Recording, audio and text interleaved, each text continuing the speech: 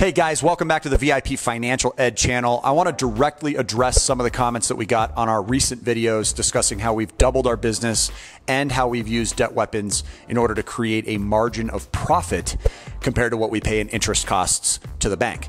If you can borrow other people's money and you can make a return that's larger than the cost of the money you borrowed, then of course that's a great way to really take advantage of various tools that are provided in and out of banking institutions. So I had a repeat question coming up, and I just kind of want to address that in a number of different examples. The question really was, how do you get 8%? The example that I was originally providing was an unsecured business line of credit that's provided to me at the cost of 6.99% as an annual percentage rate, the APR. I then turn around and I'm able to generate 15% or better. So the question really needs to be, how do you get 15%, not how do you get 8%?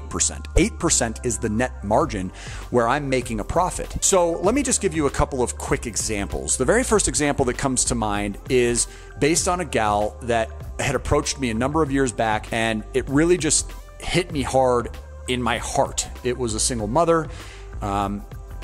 She actually had gone out on a date one time with her high school crush. This is years later. This was after they went to their 20-year high school reunion, and she ended up getting pregnant. Now, he bailed. In fact, she found out he was married with children of his own, and she gave birth to this little boy who coincidentally was named Matthew. Now, she may have just been telling me that because she was hoping I could help, and she was right. We were able to help. And basically what we did was we took a debt weapon. In this case, it was an unsecured business credit card with an introductory interest rate of 0%.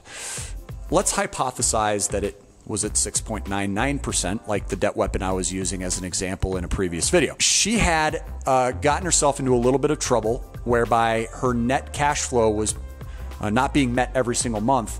And because of the negative cash flow position, she went out and acquired 6 payday loans. Now, I've told this story before because it's such an out-of-the-box way of looking at how you can utilize debt weapons safely to generate large profits and create win-win situations for other folks. These 6 payday loans were costing her a total of $150 a piece each month. She was paying $75 for each of them 2 times per month. That's $900 a month on $3,000 worth of outstanding balance. $900 a month without any principal reduction being made, which means this would have gone on forever in theory, unless she went broke first and filed bankruptcy. Now, for $3,000 measly dollars, there's no reason in the world that this poor woman should go broke. So what we did was we decided that we're going to go ahead and pay that out for her. We paid the $3,000 utilizing the credit card accounts. We were able to do that effectively by just calling the payday loan centers and actually paying them off. We paid 0% on those accounts. They were a 12-month 0% amount, and we adjusted her minimum monthly obligation to us to $500 for a total of 12 months. And on the 13th month, we charged a balloon payment of $1,000, a final payment. This was all contractual. She was completely agreeable to it because the $900 minimum payment that wasn't attacking any principal now became $500 per month for only a 12-month period, with that 13th payment being $1,000. Along the way, we're able to pay off the $3,000 that we owed to the credit card company at 0%. Very quickly, literally within 6 months, that amount could have been paid back to 0, and we would then make the rest of the money in profit. Over an additional 6 months, along with a $1,000 final payment, that's a $4,000 total profit, which comes in somewhere around $333 per month in increased cash flow to our benefit. That's on average. That's a perfect example of how you can create winning situations for people who need money that you can access by using accounts like debt weapons. We've also done private money lending, where we can collect somewhere between 12% and 15% by lending to other persons that need financing for various investments. And we're going to do everything we can along the way to protect ourselves from default, just like a bank or any other lending institution would. So that would include things like securing interest in various types of collateral. In this gal's situation, we were able to secure against a vehicle. So part of the promissory note was a security interest where if it came down to it, we had the right to repossess that vehicle. Now, that is never our hope. We certainly are not looking for things to fall apart, but we're also not looking to lose out on the deal. And in her situation, I probably would have been fine just getting our money back and not making a big profit. So we're not in this to try and beat people up, but if we can create a win-win situation for everybody, that's great.